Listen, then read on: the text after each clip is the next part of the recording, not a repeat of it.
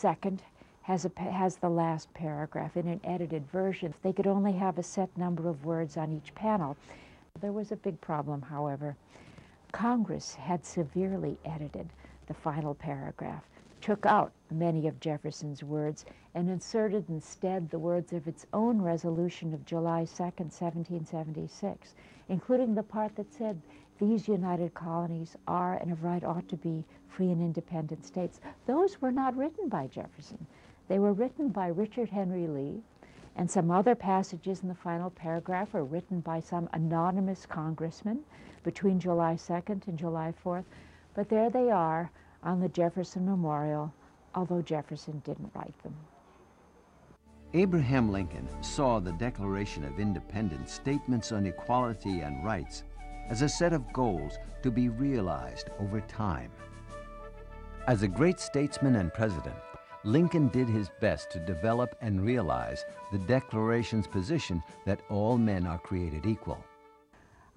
In terms of the transformation of the Declaration from what it had been in the 18th century into, for all practical purposes, a Bill of Rights, a statement of rights for an established society, not of the right of revolution, we give credit to Lincoln. Lincoln was enormously eloquent. The Declaration of Independence was his basic text, his scripture, his political scripture.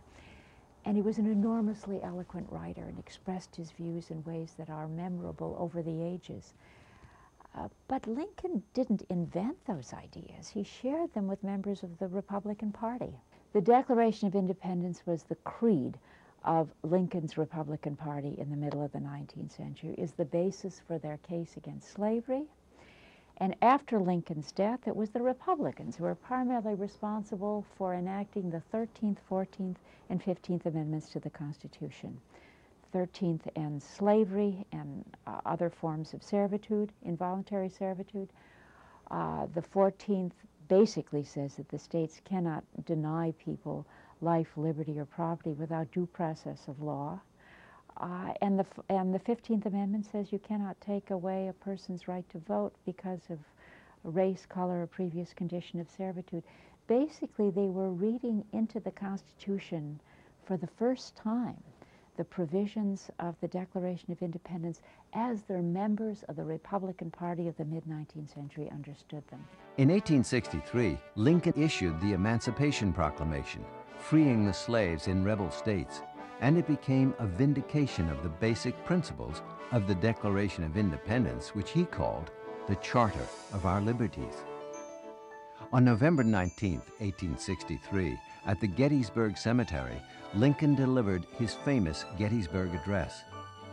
In his speech, he dated the founding of the nation not to the writing of the Constitution or the inauguration of our first president, but rather 77 years ago, 87 years earlier, 1776, the year that the Declaration of Independence proclaimed America to be a free nation. Into the 19th and 20th centuries, workers, farmers, women's rights advocates, and other groups continually used the Declaration to justify their quest for equality and their opposition to the tyranny of factory owners or railroads or great corporations or the male power structure. And of course, in our own time, people like Martin Luther King have looked back to the document and gave it readings and implications that others have not given it. His dream that one day the sons of former slaves would be judged by the quality of their character, not the color of their skin, was beyond anything Thomas Jefferson could imagine. It was also beyond what Lincoln believed possible in his own time. New groups and new causes embraced the Declaration, constantly readdressing the issue of what the nation's founding principles mean to new generations of Americans. Today, the precepts of the Declaration of Independence are closer to reality than they were in 1776. Conceptually, it's a living document, even though physically, the Declaration of Independence is now a yellowing parchment protected from total decay in a glass and metal case in the National Archives at Washington, D.C. What seems strange, I think, from my perspective, is the way we have chosen to display the Declaration of Independence along with the Constitution, the Bill of Rights. In the rotunda at the National Archives, the Constitution and the Bill of Rights lie on the surface of what is, for all practical purposes, an altar. And it's meant to recall an altar. It's meant to be a religious display. And up above where the monstrance of the tabernacle would be, for example, in a Catholic church, is the Declaration of Independence. The whole display is laden with religious symbolism, as if these were gifts of God.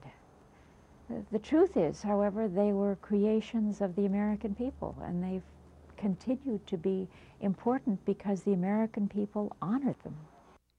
At 10 p.m. each evening, a guard presses a button that lowers it for safekeeping to the safety of the building's basement by means of an elevator.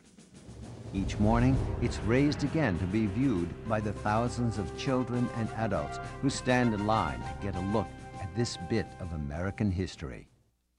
The major theme of my book is, I think, that we, the American people, have made the Declaration what it is. Early generations understood it very differently. They read it differently. They emphasized the last paragraph, which declared independence, not the second with the Statement of Rights. Later, free blacks hold on to the document as an argument for the end of slavery and for equality in American society. Seneca Falls, 1848, gathering of women, restate the Declaration of Independence so it reads that all men and women are created equal. It was an enormously useful document. And this idea of God-given natural rights is the unique, the distinctive contribution of the American founding to political thought. And I think it's an idea that is rightly emulated in other countries and rightly sought by, for example, the forces of democratization in China, when in Tiananmen Square, students marched to protest the tyrannical communist regime there. They waved copies of the Declaration of Independence. And I think that made sense, because that declaration is the document that teaches our rights do not come from the government. They don't come from any mere earthly authority, whether that earthly authority is democratically constituted or communist or some other form of authoritarian or totalitarian institution. Rather, they come from a higher power.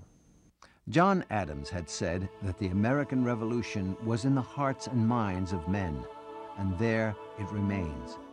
So we see over time the meaning of the document held too firmly by people as an argument for an expanding freedom in the United States. We've made it over time what it is.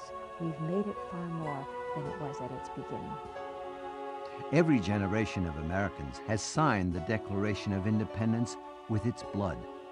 And still we hold these truths to be self-evident. And still the echo of the words and phrases of this great American document reverberates across the world.